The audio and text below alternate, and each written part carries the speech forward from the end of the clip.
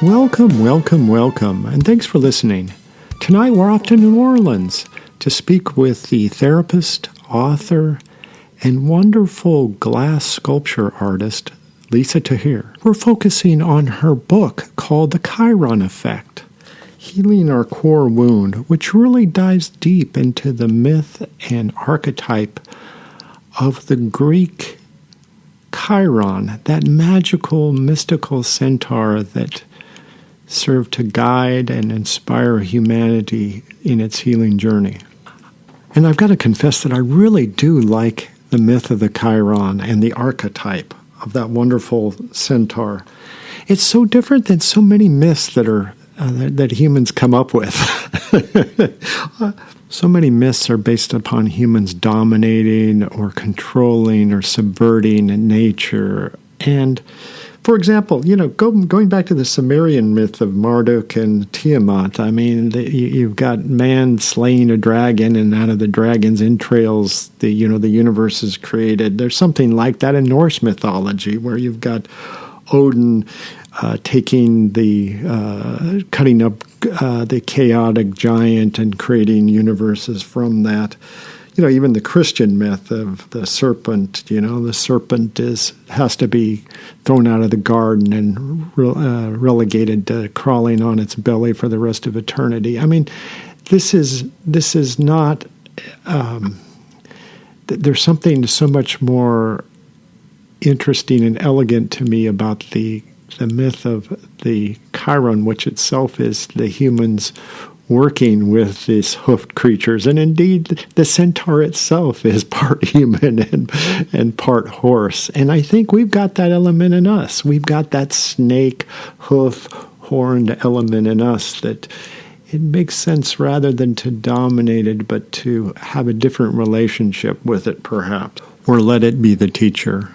Or come to the realization, heaven forbid, and I do mean heaven forbid, that there is no separation between humans and the scaly, cloven, hoofed, horned creatures that we are. But without further ado, here's Lisa.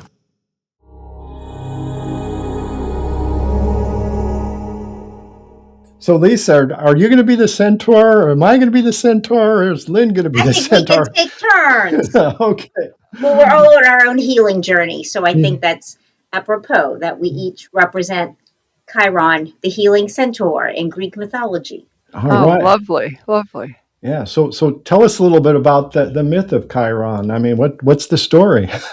In Greek mythology, Chiron, spelled Chiron, was a centaur, and most centaurs at the time in mythology were warring, rebellious, dangerous, half man, half horse centaurs. However, Chiron was different. He really embodied human consciousness along with innate animal instincts, and he was actually a founding father of medicine, of botany, of psychology. And when you go to the doctor's office and see the staff of medicine, the two snakes intertwined on a staff, Chiron actually gave that staff of medicine to Asclepius, whom he tutored in the healing arts.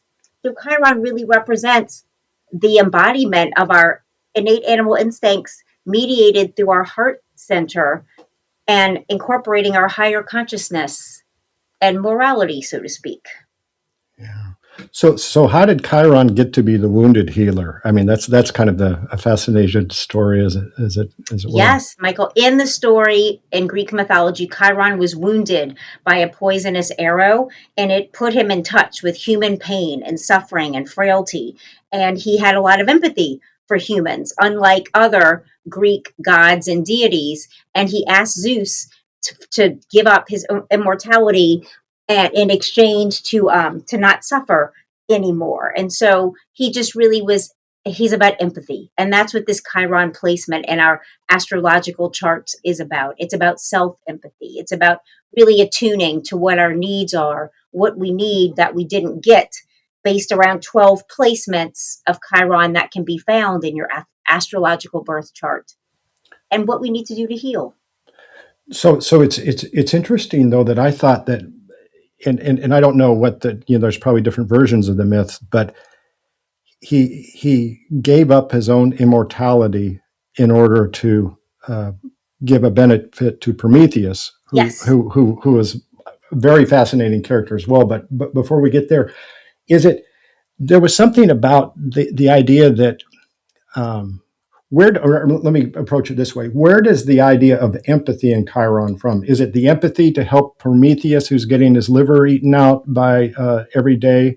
Or is there some other form of empathy that's inherent in the Chiron myth?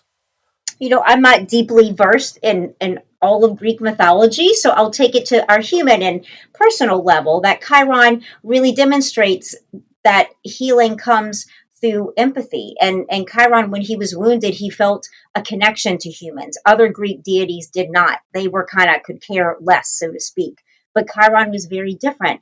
And so he is in the Carl Jung archetypes, the wounded healer, mythological archetype as well, about empathy, about self-compassion, about being reflective and going gentle and more easy with ourselves. And when we do, we're able to have more empathy for others. I think we can't give what we haven't really experienced or what we haven't cultivated within ourselves. So Chiron is really this beautiful invitation to stop beating up all over ourselves and start to ask, like, honey, what do you need? What do you need, little one, the inner child that we were, and to start there with our healing. Is there an element of surrender in the Chiron myth too? The fact that he doesn't want to be immortal anymore to suffer the pain because he suffered the wound accidentally, as I understand it from the myth, and it was just so overwhelming for him that he decided to give it up. There's sort of a tenderness in that story, perhaps. I think so. Absolutely, Michael. Yeah. Yes. And then the empathy. It's interesting that I don't know if that's contained in the myth, but the fact that he gives the gift to Prometheus and sort of liberates him from the torment that Prometheus suffered because he gave humans fire, which is so interesting. Very cool. Yes. And how that all interrelates is interesting. It is interesting. So how did you sort of on your own journey resonate with this myth? I mean, how did you discover it?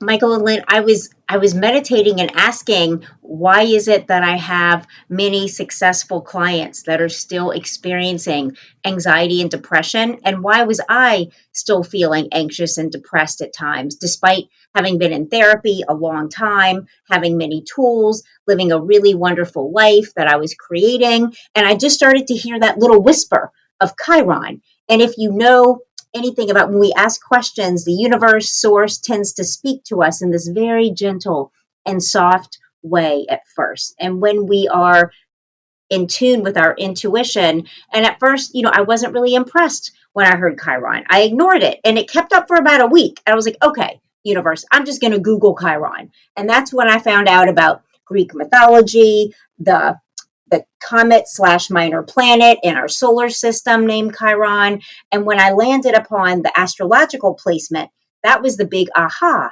how Chiron in our birth chart really is about this area where we have thoughts. And the more we think a thought, it becomes a belief. And I'm thinking about your most recent episode with the great guest talking about beliefs. I was listening to that earlier. And our beliefs are what shape our lives. And we can only go as far as our largest limiting belief that we have about ourselves or about life. So I felt like this Chiron astrology thing was really key. And I just started delving in for about 3 years and writing and researching about it. So go ahead. Yeah. I just want to follow up on that. So you really, the term came to you, Chiron, that word came to you, but you had no prior experience with it. Just in grad school, Lynn, when I was in grad school in 1995, and I remember a survey of Carl Jung and the archetypes and Chiron, but that was the last time I had even given Chiron a thought, to be honest. Wow, so then it just appears in your life. Yeah. Oh my. So. And I knew to listen. I knew enough to listen to these hunches and follow them out.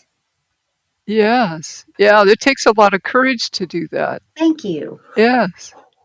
What do you think about being a wounded healer makes you a more efficacious healer, perhaps. Well, I love words and language, Michael. So I'm going to do a little switcheroo. I would consider myself to be a healing healer rather than a wounded healer, identifying with who we want to become, the journey that we're on. And I, in therapy as a younger person, as well as a lot of clients I worked with, have had experiences with practitioners that have you over identify with the wound for way too long. And my dear friend and mentor, Catherine Woodward Thomas, who just passed away in the last few weeks, speaks is better than anyone. She mentored me, she endorsed my book, and really helped me understand that we don't want to dwell so long in the wound that it disempowers us. We really want to identify with who is it that we want to become, and who do I have to show up as to then really start living that life. And it's really going from the wounding to the healing. That's the real pivot point. So I'm going to call myself a healing healer, not a wounded healer. And as I recall from your book, early on, you talk about having had that desire to be a healer when you were, I think, like, as I recall, you were 5. Yes, And it was a very clear memory. Is that? You're right. Thank you for that. Yeah, my parents found a note I scribbled at 5 years old. I want to be a psychiatrist. And I've Yes. always been very interested in why people, how we tick, what makes us who we are, what makes you do X, Y, and Z rather than me. Really fascinated with our psychological makeup and how our early experiences create along with our current choices. And I'm really big on personal responsibility, that whatever we've experienced, it might not have been your fault, but it's our responsibility to learn what we didn't know, for example, that caused us to have painful experiences so that we can start having beautiful and loving experiences. So that empathy and also a sense of responsibility, those were part and parcel of your early life, it sounds like. Very much Yeah. so, Lynn. Thank you for remembering that.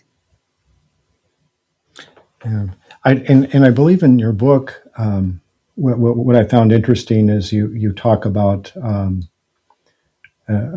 you kind of approach it in this subject in a couple of ways. One is that you said when we are wounded, a self-protection kicks in, but if we dwell in the space too long, it separates us from our human intuition and human wisdom. Yeah. Which I found kind of interesting. And then sort of you also equated that sort of dwelling in a space or circling around a space almost like a planetary pool. So Yes. it seemed to fit in nicely with sort of your other projects. Thank you. I think we're all like mini solar systems. We habituate our people, places, and things and call that our daily routine. And we orbit each other and people orbit us. And I started to get curious about who I was orbiting around, who was orbiting around me, and did I enjoy those people and experiences? And for the instances where I said no, not really, it was up to me to maybe stop going there so much. And it didn't even have to be a conflict or a conversation, just changing my choices, that I'll text someone else instead of this person. For if somebody keeps letting me down, what if I stop doing that to myself, so to speak, and get back to the person that's actually been trying to reach me, or ask, hey, who could use a hello from me today? Like, who might need to hear, like, I don't know, something today, and just notice who comes to your mind. These are things I've started to incorporate, and I started feeling a lot happier as a result, or at least more peaceful. Because I don't know that we're always having these peak point emotional experiences every single day. I think it's more about having contentment. What do you both think about that? The myth of Chiron, he gives up at the end. He gives up his life, and in a way, there's an element of what you were describing, I think, where you're giving up this past repetition that was going on. And so maybe that myth is, maybe that's sort of a circling back to that myth that it's not about always enduring it, but to realize, the word, of course, surrender comes to mind, perhaps. Yeah, absolutely, Michael. When you surrender, meaning to hand over, so to speak. Yeah. and make a deal with Zeus. Here, you can have it back. You can have it back. Here, I let think this people do make set this other guy free with my gift, my empathy. and that's interesting the way you say it, because I think a lot of people do. I think there's a lot of stuff, baggage that we have around God, religion versus spirituality, and I think people do. I did when I was younger, not understanding that to me God is love, and it's not about this bargaining. Like if I do this, God does that. Like there's this unconditional love always available, and I think it's our human uh, constructs that there's not a lot of places or spaces where we go and experience, I think, unconditional love, especially when relationships are more transactional. So I think it's a lot to kind of start to be curious about unconditional love. How do I love myself unconditionally? How might I do that with some select others? And even in my spiritual life, maybe start to embrace this unconditional love that is available to me. And I don't know, just see how that influences and impacts your life. I wonder what you both think. I think it's so interesting that you're you were very, I don't know if it's intuitive. You're also a very logical person, but that early on, this notion of sort of regathering your energy, recentering it, having it be the center be with you, and making decisions about your community interactions, about your interactions with others. It really requires you to have a sense of value in yourself. Hmm. And it's so true that it's easy. There are different models of religion across the board, and some of them are more thou shalt and thou shalt not, all the Mhm. rules, and what will happen to you if you don't follow the rules. But Sure. it sounds like relatively early in your life you had a sense that no, the depth is a relationship, and it's best if it's a relationship built on love, grounded in Hmm. love. Yes. Um, and there's great freedom in that. There's freedom to make mistakes, but also then feel safe in that relationship still. So it's very interesting that you had that insight early on.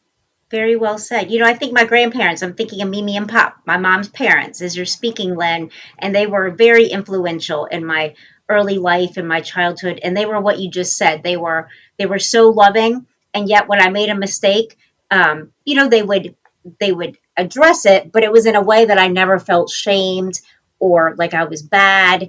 And it's like they helped me want to just do better. And I always knew I was loved. So I feel like it's because of them that I had this mindset.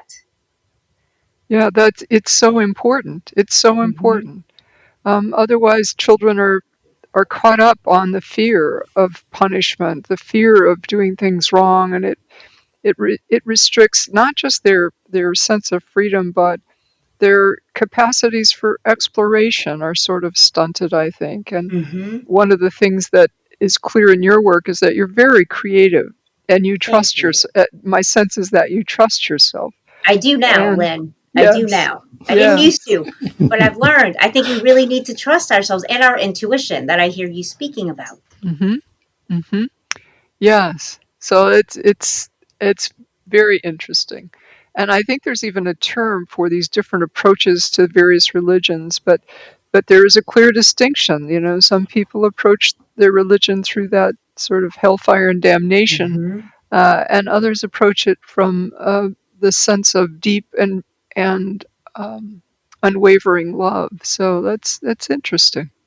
I think it could be our relationship to religion, to God, to spirituality, that how we experienced it young. And I know my father, coming from Pakistan, experienced Islam as something really restrictive and really not like love. He really still to this day like is very anti religion. And even when I try to speak to him, like, Dad, spirituality is different. It's somehow all lumped into the same for him. And I Yes. think a lot of people, and the author Marianne Williamson talks so beautifully about reconciling with the religion of your childhood in some of her work.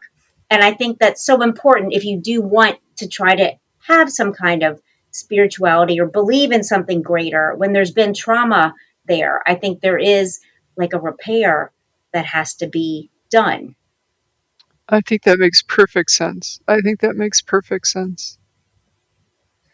And Mike, I sort of jumped in there. Were you headed in another direction? No, not at all. I'm always following Professor Lynn, Professor, yes. except when you're reeling me back. The wise professor. Absolutely. I rely on your creative energy, Mike. That'll be a mistake. Speaking of creative energy, I saw that our Lisa, and I don't know if you knew about this, Professor Lynn. She's an artist working with glass. She had an art exhibit, and the quote was that working with glass fits in with her mercurial personality. If I have that right, Lisa. Yes. Thank you, Michael. I started taking glass classes at Tulane University here in New Orleans when I was in my 20s, and I started social work school and glass blowing, glass casting at the same exact time. And it's been over 30 years, and I love both. Glass is my therapy. I love the heat and anything that absorbs you in the present moment and creates a sense of mindfulness where when I'm doing glass, I'm just absorbed. Like I'm not thinking of what I'm doing tomorrow or what's coming an hour later. I'm just with the material because it's molten hot. There's a lot going on. You have to really pay attention. And I hope for everyone to have some moments like that in their lives, something that really captivates you. And I think it's such a relief. I think that's so healing in itself. I agree. I agree. That is amazing. I think I recall reading that, but I didn't really absorb it. That's the medium within which you work, and Yes. that is incredible. That's Thank incredible. you. Yeah, Thank that's marvelous.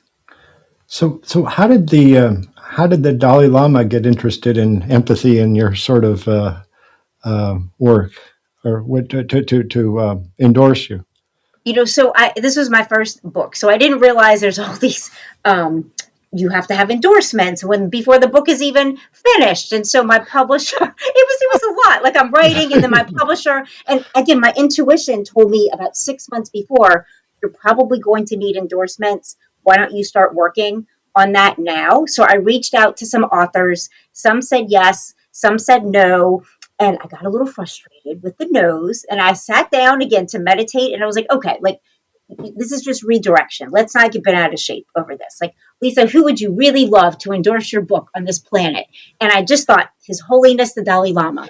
And then I started laughing. I was like, okay, Lisa, okay. And I was like, well, let me see if I could create this. So I found a way to reach out. I sent an email, and I knew when I hit send, you're not getting anything back. It was really from this more place of ego and from the rejection of the others. Like I felt like I wasn't embodied. And when I thought of His Holiness, the Dalai Lama, I thought about him, and I do today, as embodying compassion, empathy, this real humbleness, and a desire to serve. And my email was far from those qualities. So I just let it go. And I asked in meditation, who do I need to become to receive the endorsement of His Holiness?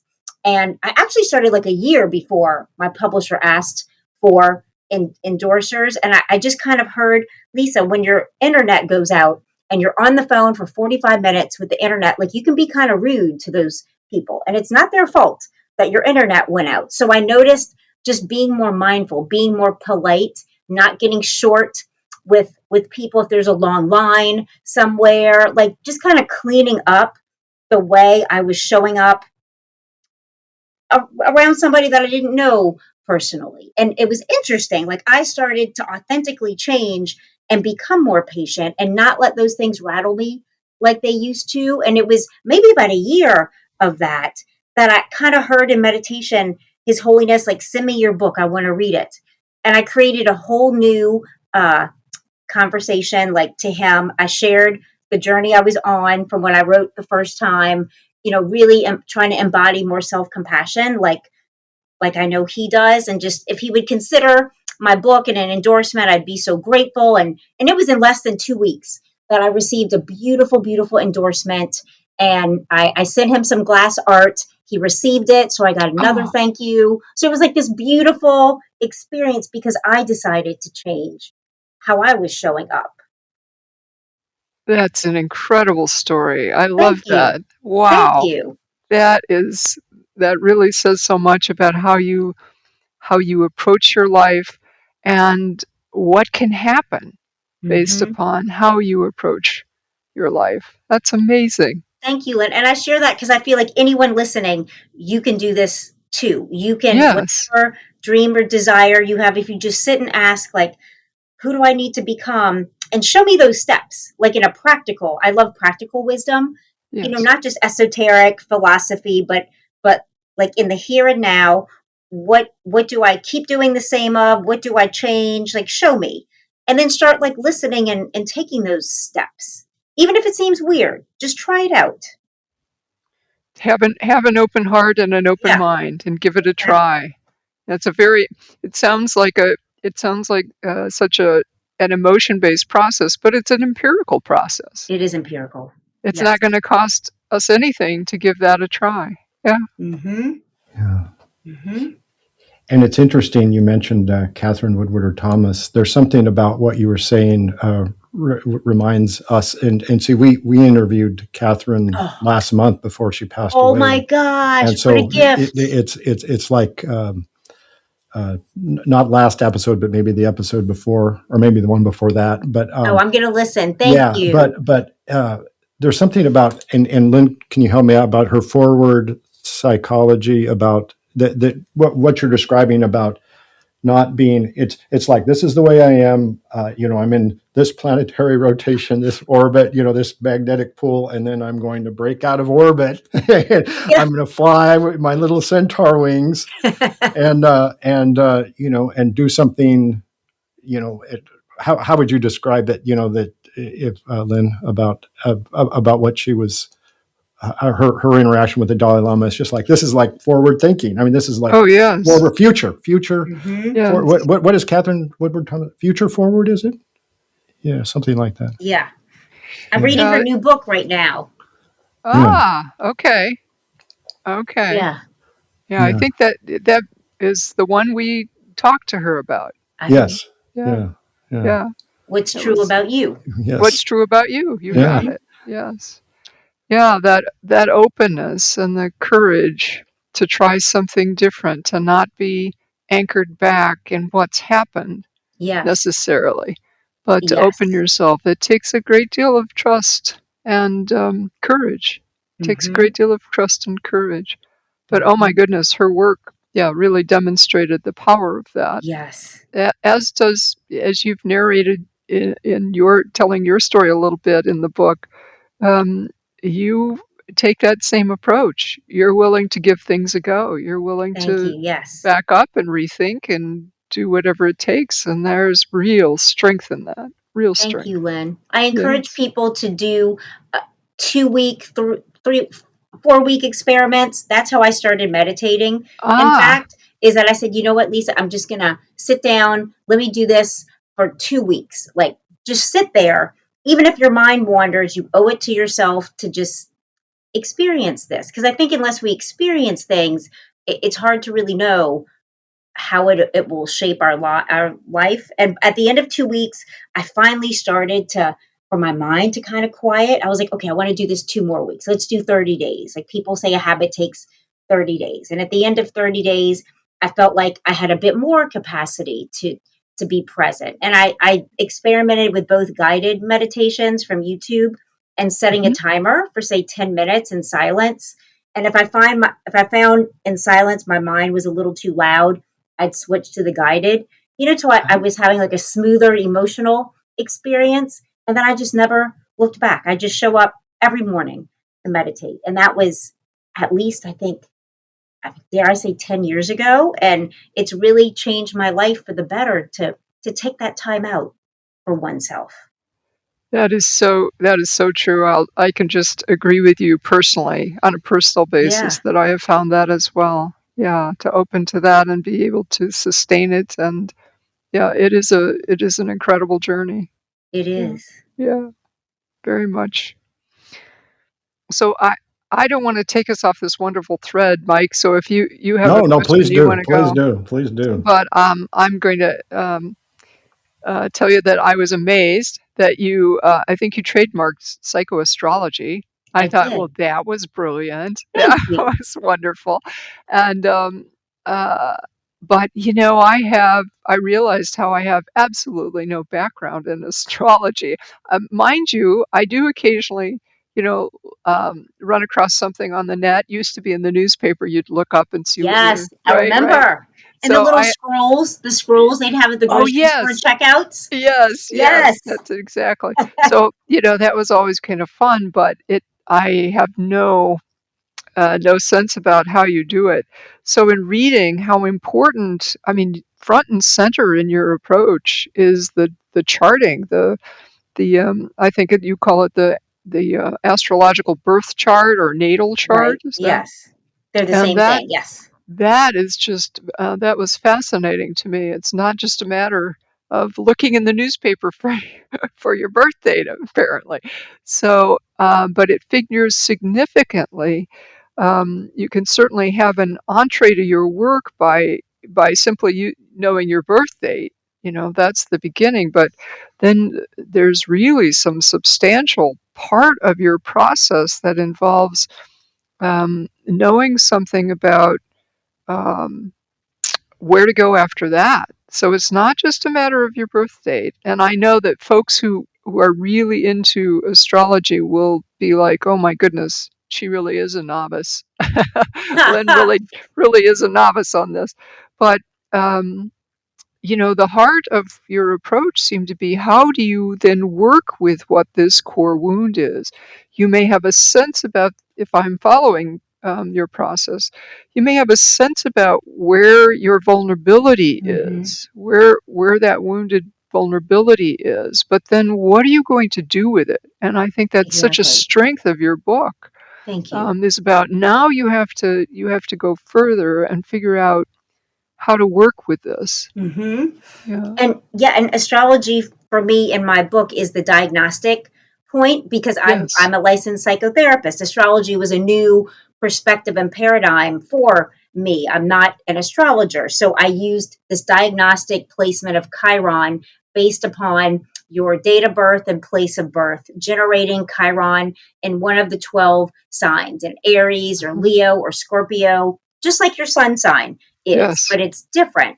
And I was struggling, to be honest, like with astrology, like, are you telling me because of where the stars are, like, this is who I am? Like, I always kind of would argue kind of with the universe, like, I believe in free will and I can make choices. And I had the biggest download a few years ago. And it was like the universe was like, Lisa, you wrote your birth chart. So did everyone else. So stop arguing against yourself. Like, this is what, you thought you wanted to experience. And certainly we can develop the skills to transcend anything. It's not a fixed thing. It's like a flexible template, and I think a beautiful kind of a symbolic map, to understand ourselves, knowing that we can absolutely grow and change, and we're not dictated by a fixed chart, so to speak, is my belief. And Mhm. Chiron is really, like you were saying, Len, about this wounding vulnerability spectrum, that for some people that have experienced deep trauma, abuses, sexual abuse, domestic violence, physical abuse, abandonment, neglect, that's going to be a deeper wound in yourself where you might not feel like you're good enough. You very well could feel unworthy. Depression, suicidal thoughts, is a part of this placement, rather than somebody that it's more of like an ouch vulnerability. Every now and then you're like, oh, like it's not that deep of a wound. It's more of a vulnerability. So, Mhm. and I think as we heal the deeper traumas, it becomes that lesser vulnerability. It's like a healer told me once, Lisa, like right now, this depression is really loud on the stereo, like a stereo, but as you heal, the volume's going to go down. And I've always loved that metaphor because that's what happens as we heal. The volume of whatever it is starts to turn down.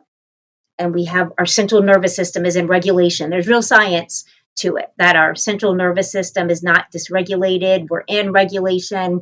So we're not spiking in adrenaline and cortisol and having this fight, flight, or freeze all the time that disconnects us from the ability to problem solve, in fact.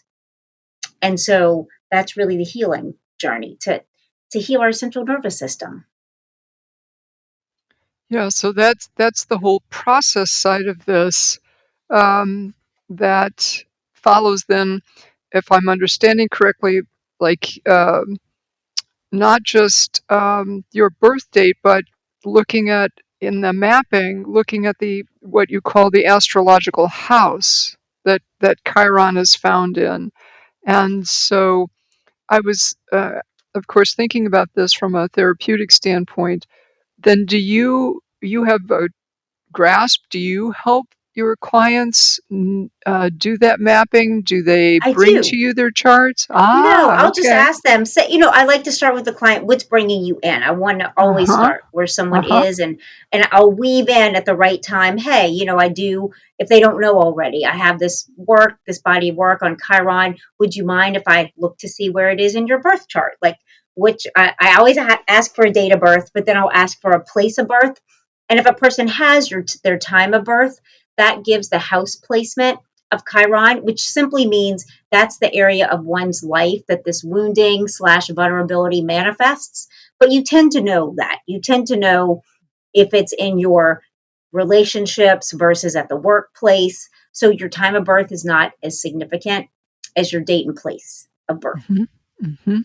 Mhm. And I'll just kind of weave it in as it makes sense for someone. Yes, so I wondered to myself, do you have clients who come to you and they have no concept of this, and so Yeah. you would introduce it at some Yes. point to them, if you felt it was appropriate. Yeah, And exactly. then for other, I could easily see that people hear about this approach that you use and that they would seek you out Yes, specifically for that.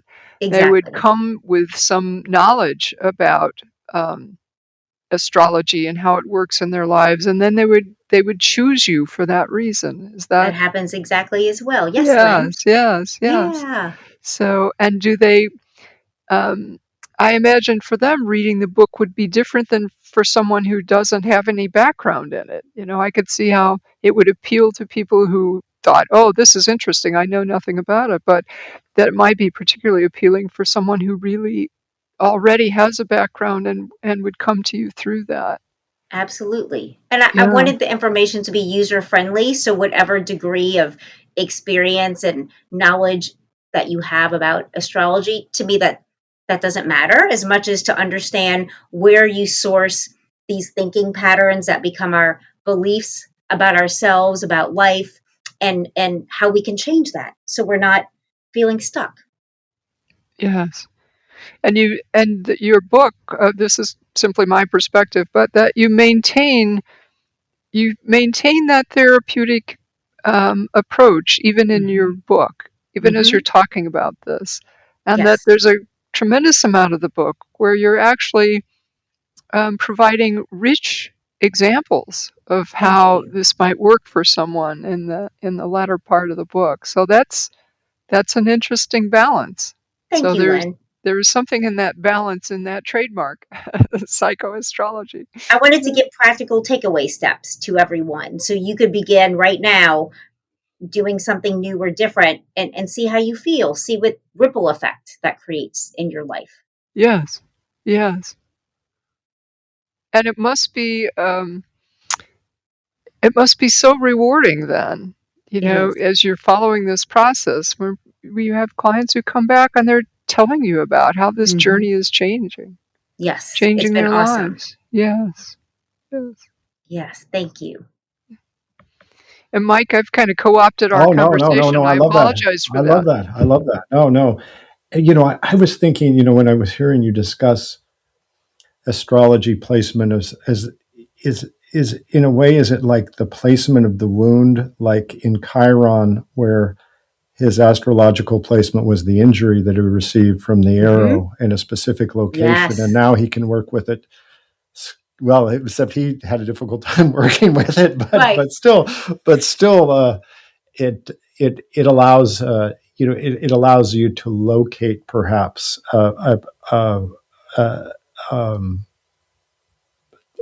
pain, trauma, whatever, where before it's sort of not as defined, perhaps. well said, Michael. And I think one of the things that would be the hardest to hear, a client coming in and saying, like, I don't know what's wrong with me, that always created so much empathy within me. Like, wait, there's nothing wrong with you. Tell me what's going on, because you make sense in the context of your life experience. And I think this Chiron placement helps you center around one area of vulnerability. And for myself, knowing what that is, if my mood takes a dip, I can be like, how am I not valuing myself? Or how am I feeling? How am I not feeling like I'm being recognized by others? So I need to give some more self recognition to myself. And then that'll help me feel better. How am I over giving? And like, okay, pull back, Lisa. Like, so I'm able to kind of redirect myself and start to change my emotional experience in the present moment. Now knowing my Chiron placement to kind of get to a more neutral spot if I'm feeling upset about something. One thing that's I'm still wondering about. You mentioned that this pain separates us from our natural human intuition. Could you maybe unpack that just a little bit about how Sure. that the pain would interfere with intuition? Yeah, that goes back to a few moments ago when I was saying that when we're in fight, flight, or freeze, which typically happens when one is triggered, when we're triggered, it's like we go from 0 to 100. And in that moment, we are disconnected from our problem solving abilities, from our like intuition, that soft voice, and we are in hyper alert, hyper vigilance. Let me get safe. It's very like rash and very, it's not very nuanced. It's like I'm going to run, I'm going to flee, I'm going to stand there and argue, or I'm going to, that's the fight, flight, or freeze, just kind of freeze and shut down, like not have any awareness of like anything going on inside of us. And that really disconnects us from intuition and from that soft voice leading us to safety because we feel so unsafe in those triggered moments. So there's a section of the book about shifting, going from, I think instead of being reactive, being responsive. And that when we are triggered, it can really help to just take a few moments, like don't respond. If you can really put the phone down or ask the person, let me get back to you, I'm feeling really triggered. If we're able to pause to like get a handle upon our reaction and ask, like, what happened there? Like, what came up? Like, what are you feeling all these feelings about? And then we're able to respond instead of react. What do you both think about that? Yeah, I think that you have a wonderful sense of that process. Thank you. And as you were describing it, of course, I recognized that. But also, for me, I think that having a meditative practice helps one to do that. There was a theorist this is decades ago, I believe the name was Theodore Reich, and Okay. he talked about listening with a third ear. Oh, I love that. And that's really being able to do therapy with that third ear is to observe the process as you're in the process therapeutically. And it sounds to me like that's what you're actually describing examples of. And do you feel that your meditative practice has also informed your therapeutic practice, your Very much so, psychotherapeutic practice? Lynn. Yes, I feel like I can definitely listen with that third ear to borrow what you just shared, and I'm trying to do that more with my family. I feel like in our families is where the triggers might happen, and it's kind of like it's harder to refrain myself Oh, from. that is so true. I will validate that. Yeah, so that's the area I'm practicing currently to try to apply that in my family interactions. Yes. Well, Lisa, we promised we'd get you out of here in 45 minutes, and I know that you have not only the book, but you've got a podcast, a website. Do you want to sort of tell people where they can reach you and what sort of activities you provide in your many offerings? Thank you. Yes, my podcast is called All Things Therapy. I am in my 10th year of episodes this year in 2026. And my website is nolatherapy.com. It stands for New Orleans, Los Angeles Therapy.com. I live in both cities. I'm in New Orleans currently, and that's my Instagram, Nola Therapy. And I'd love to connect. And if you mention Michael and Lynn, I'm happy to give you half off a first session if you've never worked with me. So instead of $190, it would be $95 for a phone or Zoom session. Just mention this show, Lynn and or Michael, and I'd be happy to work with you to dive into your Chiron. Wonderful. Well, thank you. Yeah, thank you very much, Lisa, and thank you for introducing us to this fascinating character and your wonderfully innovative approach to therapy. You're welcome, and thank you both for your thoughtfulness and these deep, really meaningful questions. I love the energy of both of you. Thank you. Oh, very nice. Thank you. You're welcome.